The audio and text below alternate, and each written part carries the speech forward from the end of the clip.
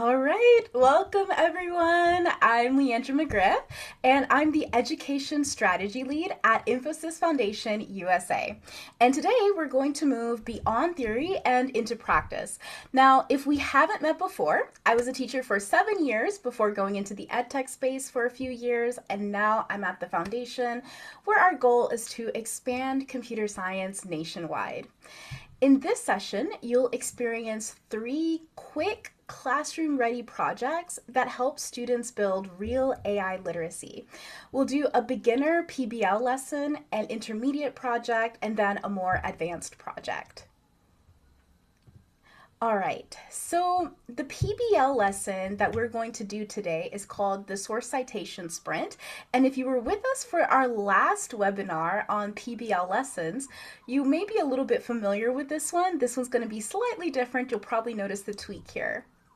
So it won't require a computer, but it will require them to use critical thinking skills to examine whether AI's response is correct so that they can tell whether AI is hallucinating or giving them correct responses now and in the future. This is a very important skill to have. Now the intermediate one is a fun art project, but it is more a lesson in iteration. So AI doesn't always get things right the first time, and teaching your students how to communicate with the AI is essential. And if you have been at our previous webinars, you will have learned prompt engineering techniques you can use with your students. However, today we will learn image prompting, and students will have to learn how to have a back and forth with the computer until they get what they want. It will require a computer and a school-approved AI generator. And the last one is an advanced AI reasoning and audience lab, where we generate the same science explanation 3 different ways: with constraints, without constraints, and with refined constraints. Then we will evaluate which version actually works for a 6th grader. We'll test accuracy, clarity, audience, targeting. Students will then learn that specificity in prompting creates better, more usable explanations. Okay, so why do these projects matter? Now, before I jump into that, I just wanted to say for our first project, we will be looking at a few slides just to get the background. For our second project, we'll do more slides to get the background, but then we will actually do the actual prompting in an LLM. So we will actually be doing it live. So I know it's a lot of talking, I know it's a lot of slides. Hang in there with me. All of this will make sense once we actually start typing in our prompts. We just need a little bit of background before we get started. Okay, so why do these projects matter? So the first one is because it builds critical thinking. Students learn to question AI outputs rather than accepting them at face value. They develop verification habits that transfer all across all content areas. The next one is practice communication, and they really understand how to write clear specifications. Students discover that AI quality, it really depends on us as humans, being clear and intentional with design choices. And the last one is they understand training data. Hands-on prompting reveals how AI learns, and students see firsthand how quality directly shapes the model's performance. So our goals are simple. It's to understand how training data shapes AI, practice verifying information, and learn to write precise specifications. And of course, we'll focus on safety, privacy, and quick assessments that you can take into your classroom tomorrow if you'd like. All right, so our source citation sprint. So AI can draft quickly, but we never outsource our judgment. And in this sprint, I'm going to model a simple routine you can just copy and paste in your own classroom to help students verify what AI writes. Now, you'll see me separate facts from claims, check those facts against credible sources, and either paste a real citation or write cannot verify with a reason. Now, the goal here is to make verification fast, concrete, and repeatable, so students learn that confident sounding text is not the same as confirmed information. So here's a short example to use with students to verify AI generated text.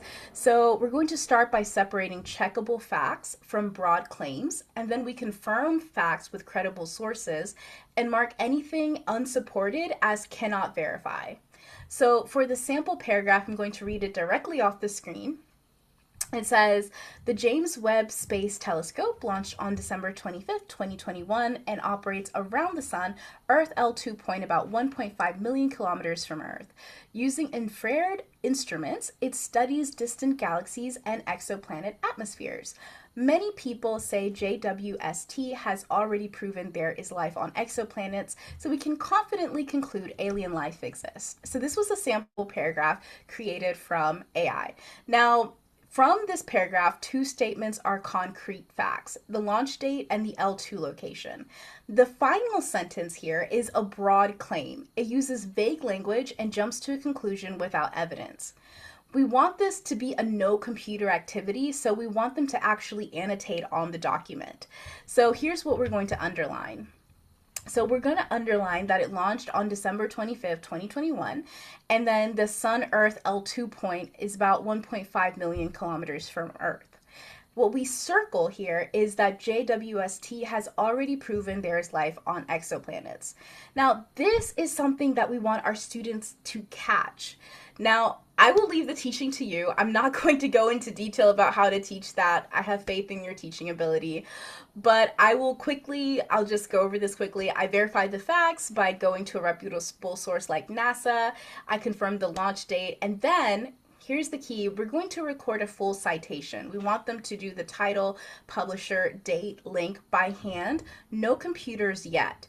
And once your students feel comfortable recording citations on their own, you may want to show them how to use AI to create citations. Now, the fact is, my friends, that there are so many free citation generators. And of course, we want to teach them how to do it on their own. But if they are not in school, they will most likely be using one of these citation generators. So why not teach them how to do it correctly? First, on paper to understand how it works, and then actually using an AI. But that's completely up to you. All right. So for the claim about alien life, I'm going to pause. There's no name study or official confirmation. So I mark it cannot verify and note why, which is no credible source supports this claim as written. Now, if needed, I show how the sentence could be narrowed to something verifiable, such as confirming that no NASA announcement has reported the discovery of extraterrestrial life. Now, that is really important. We want to change it. So have your students change something that is not verifiable to something that is verifiable. They learn how to tweak the language in order to make the statements actually correct. So there's a lot going on here. So the takeaway here for students is simple and repeatable. Confident language isn't the same as confirmed information. AI can suggest, but verification is on us. Okay, so next we have our intermediate project, the AI Art Spec Sheet. So the goal of this project is to help students create 3 durable, transferable skills: writing precise instructions, making 1 intentional revision, and critiquing work using objective criteria. Students then apply these skills while generating a safe, school-appropriate avatar that resembles them without uploading any photos. Very important, guys. The emphasis is not on artistic talent here. It's on clarity, iteration, and thoughtful evaluation. So yes, this is fun and it's artsy, but they're actually learning some very important skills here that go beyond this art project.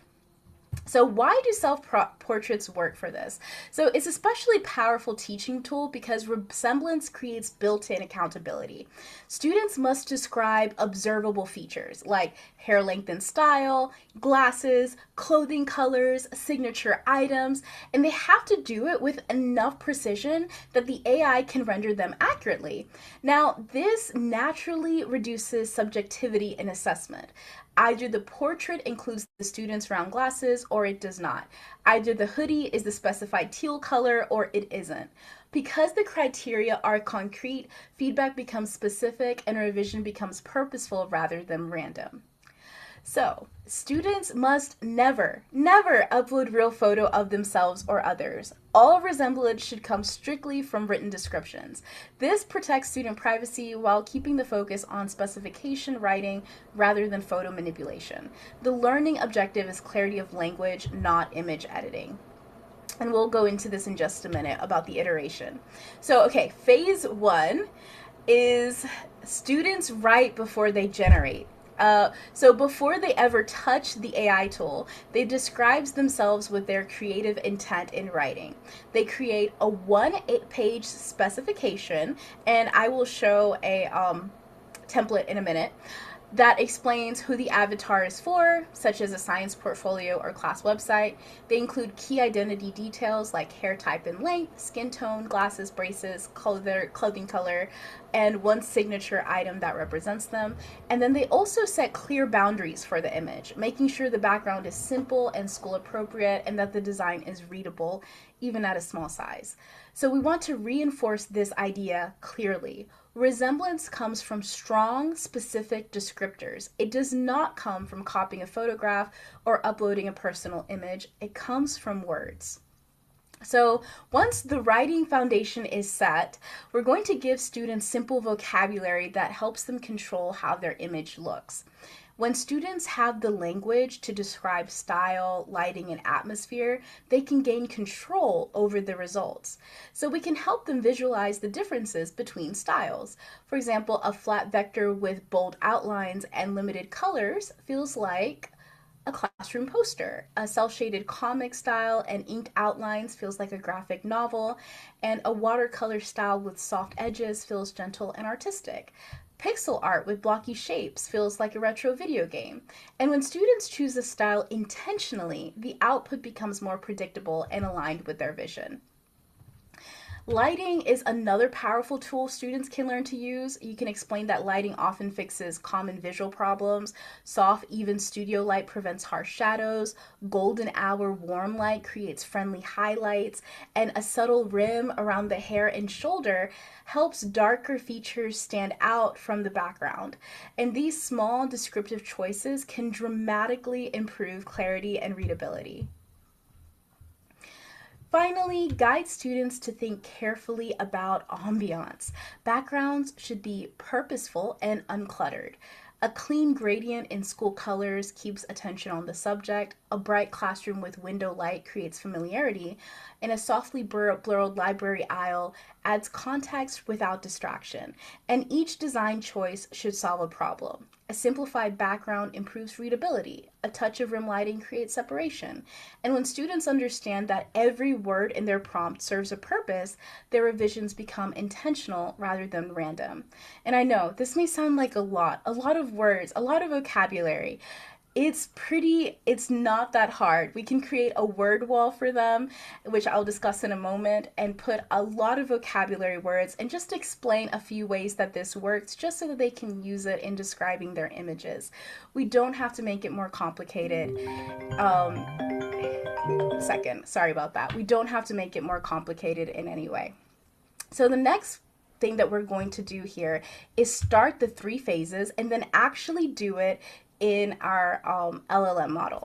So the first thing that they're going to do is write their full specification before generating anything. They also define 2 or 3 checkable criteria, such as includes my signature item, reads clearly at a 2-inch icon size, or matches listed hoodie color. These criteria become the foundation for evaluation. And then we go to phase 2. We generate and compare. Students create version 1 using an approved tool, then evaluate it strictly against their criteria, not personal taste. The central question becomes, did the AI follow the specifications as written? And then we move on to phase 3, which is one targeted revision. Students identify the single biggest mismatch and revise exactly one instruction to address it. For example, specifying clearly round red glasses, changing to soft studio lighting, or simplifying to minimal background, They then generate version 2 and document what changed and why. This reinforces intentional iteration rather than endless tweaking. So that's exactly what we want here. Okay, so let's go ahead and jump into our ChatGPT. I'm going to use ChatGPT today. You could use ChatGPT, Claude, Gemini, any of the ones that you would like. And I'm going to go ahead and share my screen, and we're going to go ahead and start with something that our lovely students may type, which could be create a cartoon version of me. Now, this AI is very familiar with what I look like because I have been prompting and playing with it for a while. So let's see what it comes up with. And we're going to run it. And in the chat, can you tell me, why is this not instructionally useful? Oh, look at this, guys. It says, oh, okay, I love this request. I can totally do that, but I need a photo of you in this chat so I can make it accurate. Okay, look at that. So this is exactly what we want our students to be aware of something that we do not want to do. Yes, Linda, no photos, no photos. We do not want any photos going in here. Very good. And so that was vague. It was generic. And of course, if we were to grade this and it just made whatever, there would be no learning outcome. Let's see what Claude would do if I said create a cartoon version of me. Let's see if it says the same thing.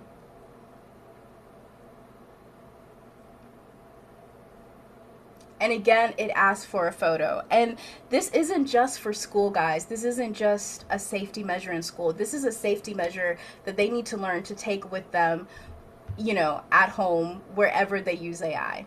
So before the students generate anything, they complete a spec sheet. So this is the thinking work. This is what they're actually what we're as a teacher actually assessing. So I have like this document here, and I just put in a few specs like audience, where will this be used, style, what visual style, texture, length, their style of the hair, skin tone, accessories, clothing, setting, lighting, constraints, all of this here. So this is something that will be on our POI resources page. So if you would like to look at that on Pathfinders Online Institute, it will be available very soon, and you guys can take a look there. So that will be one of the resources that will be available. So now I'm actually going to pop in one that I created ahead of time. I'm not going to type it because it's rather long, but I will read some of it to you guys. So my title is A Cartoon Me at a Paris Cafe. And I said one Pixar style school appropriate portrait that looks like an animated film still. Now mine has very advanced vocabulary. Your students may not be as advanced, but the point is, are they being specific? Are they being clear? Are they being precise? Are they matching something that looks like them? Some similarities here. This is what we're looking for. This is what we're grading. And then I also have golden hour, warm late afternoon light, constraints, school appropriate, no brand logos. And I even have camera and framing here. You can teach them some camera and framing vocabulary and see how it goes. All right, here we go. And so now it's thinking. And we're going to see what it comes up with. And then once we finish this, we're going to move on to our second layer, which is revision.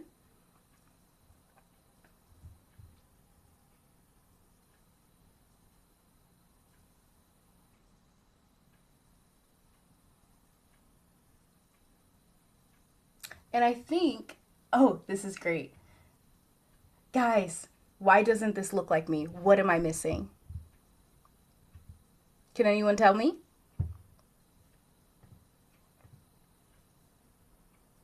Yes, Galen, physical description. I told them everything how I would like the outline to look, and I didn't put in a physical description. And if we go back to our descriptors here, we wanted to have these. So I'm going to go ahead and add in a visual style. We already did Pixar, but I'm going to describe my hair. So I'm going to say short pixie cut brown hair,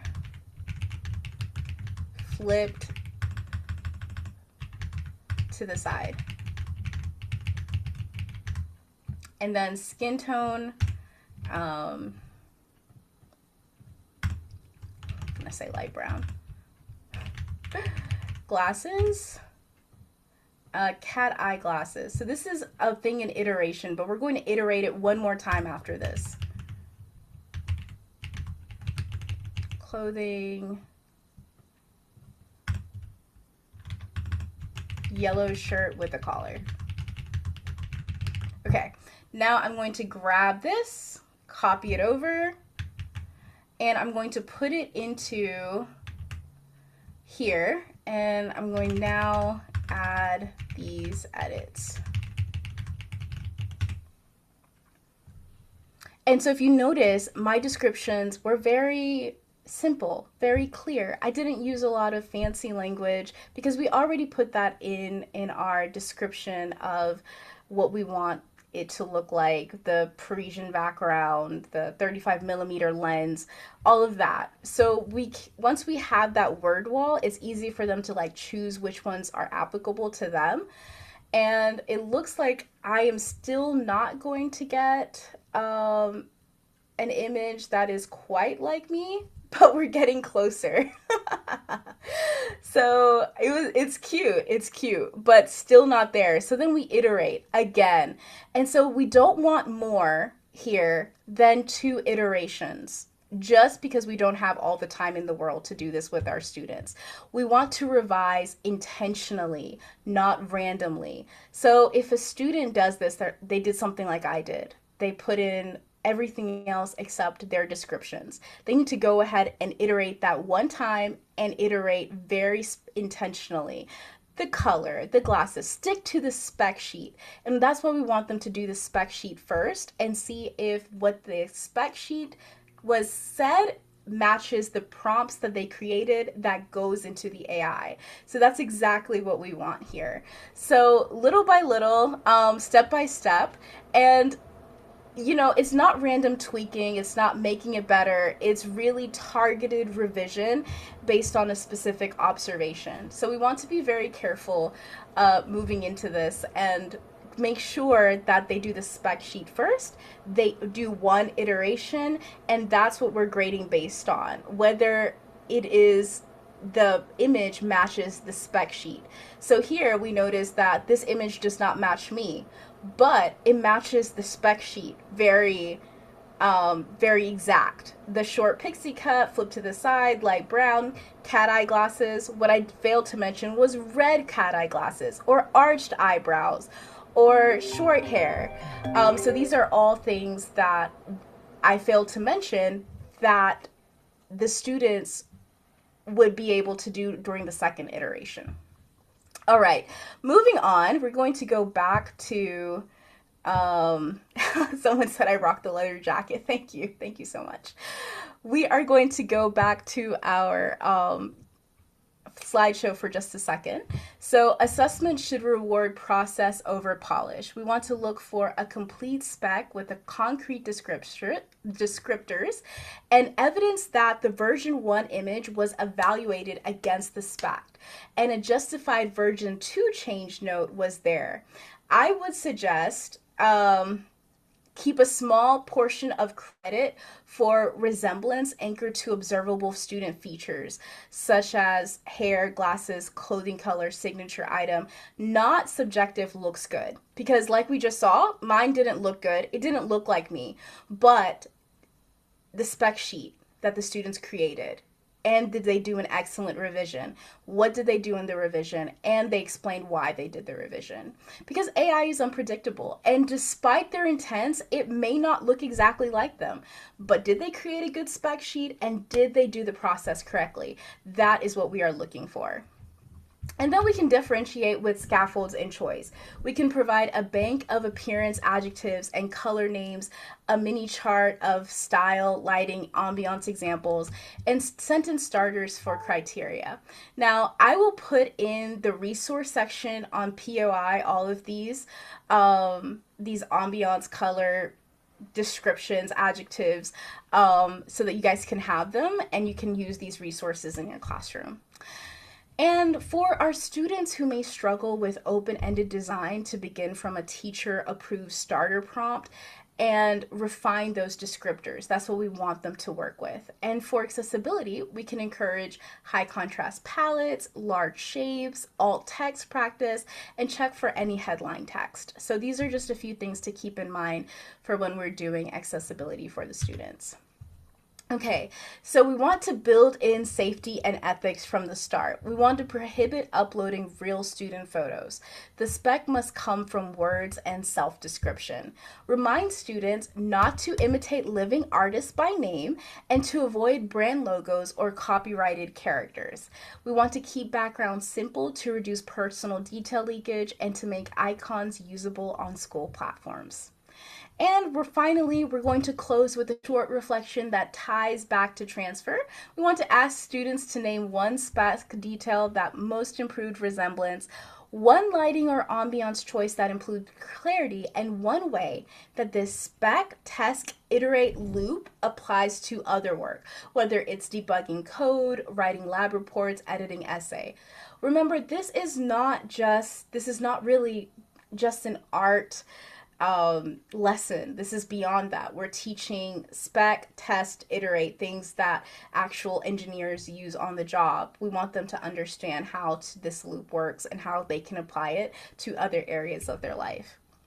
And if time allows, we can run a quick gallery walk where peers use the author's criteria, not their personal preference, to give feedback, and then this reinforces objective critique as the norm. So this is something that we could really look at. Okay, so the last one today is the human versus AI reasoning lab. I'm going to hop back into Chrome here, and we are going to play with this for a minute. So we're going to test three things. Accuracy, is this correct? Clarity, is this understandable for the intended audience? And audience targeting, does this match the developmental level? So we want to teach students to evaluate explanations here, not just accept them, not just copy them, but we want them to evaluate them. I'm going to create a new chat here and let's begin. So I'm going to do a constrained explanation here, and then we're going to pull it apart and take off chunks of it and see how the information that the AI gives us differs with each change. So first, we're going to type this in. It is explain why the seasons change on Earth in 3 to 4 sentences for a sixth grader.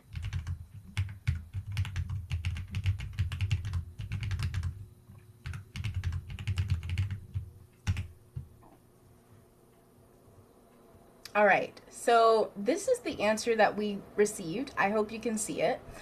And let's evaluate this together. So it says the seasons changed because Earth is tilted on its axis as it travels around the sun. This tilt means different parts of Earth get more direct sunlight at different times of year. Yeah, this is right. Would a sixth grader understand this? Yeah, it's pretty good. What vocabulary might confuse a sixth grader?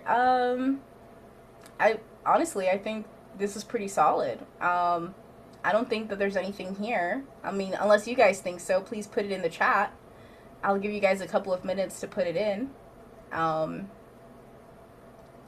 think they should be able to handle this explanation just fine. So this is pretty good. So what happened here is we're asking specific criteria-based questions, and that's the move. We have this, and we said specifically for a sixth grader. Now let's remove some of those constraints. Instead, I'm going to say, explain why the seasons change. And I didn't say for a sixth grader. So we're breaking it down and we're creating a funnel here and seeing how the explanation differs. So what changed here when our constraints disappeared, when we no longer said it's for a sixth grader? That was a constraint that we had. it looks like this just was very similar to the one for a sixth grader. It didn't make it any longer. It didn't um, put any advanced language in there. Nothing. It looks pretty similar to me. And it actually looks pretty simplistic, which is really good. Normally, what would happen sometimes is if you're not specific, the vocabulary will shift. We'll see some sentence complexity increasing, and we'll see the assumptions about prior knowledge changing here. So, we'll see some major differences, which I'm not seeing here today. Again, AI is unpredictable, but that's usually what we would get is complexity increase and vocabulary shifts. All right, so now we are going to add even more constraints because it did say tilt around the sun and orbit, atmosphere, travel. So we're going to say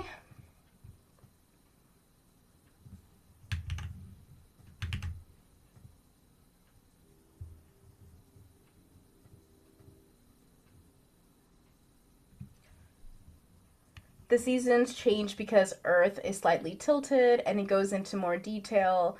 Um, your area is tilted, so it's your area becomes cooler, which gives us winter. Very good. All right. So, very clearly stated. It's once again more constraints, and it actually went a little further in detail because it's avoiding using these vocabulary words. So, it goes into detail in a different way. We see it actually going around the bush, trying to make this explanation a lot more clear without actually using more advanced terminology. All right. So, guys, this time we are here towards the end. We're going to do one more bias detection, and this one is a little bit more advanced. So, we're going to say, are there any debates or controversies about why the seasons change?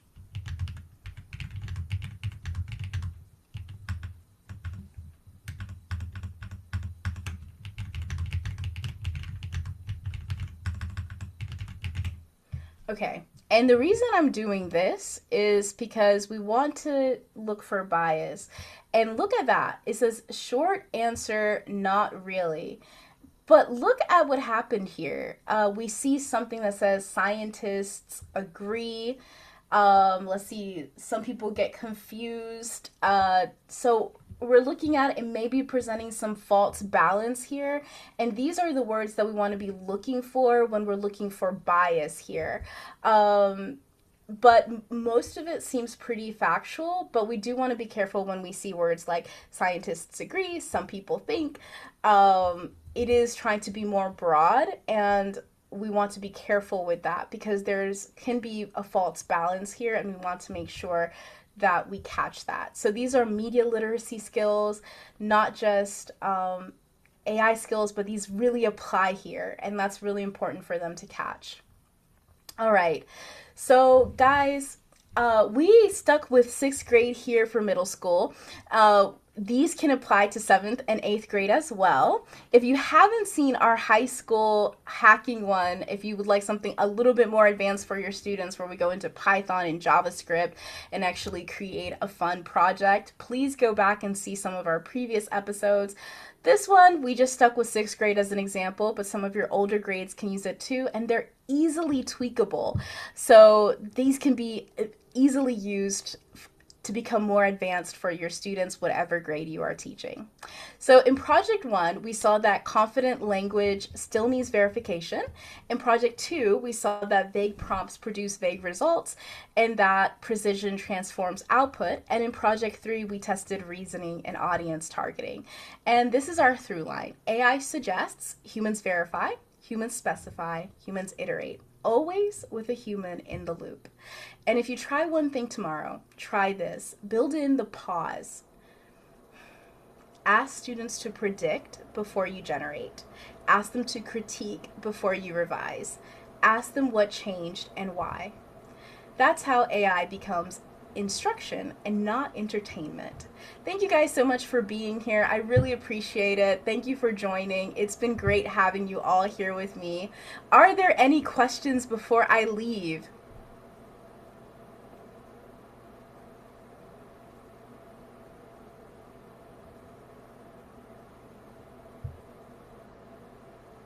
All right. I don't see any questions in the chat. Um, Galen, so okay, this was helpful. Do you think this works across all AI? So this will just work with the large language models. Like using Canva AI. So for the image generation, yes, it will work with Canva AI. It's great with Canva AI. Actually, I have used it with Canva AI before, so definitely give it a shot. You can use the image generation prompts with this. So by all means, give it a shot. Any other questions? Hey, Leandra. Yes. Before we close, I just want to share with everyone that Leandra reminded me today that we only have about 2 or 3 sessions left. So I will be sending out an email with everyone about the remaining sessions. There will be a big raffle again. We're bringing that back for the final few sessions, so please spread the word. And yes, that will all come in an email shortly with all the information about the remaining sessions. So thank you all for joining us in September. We really appreciate it. Oh, I see a question from Autumn. Will it work with Copilot? Yes, it will. I'm sorry I didn't mention Copilot earlier, but it absolutely will. Thank you guys so much. Thank you, James, for that. I really appreciate it. I hope to see you guys around in our next two webinars.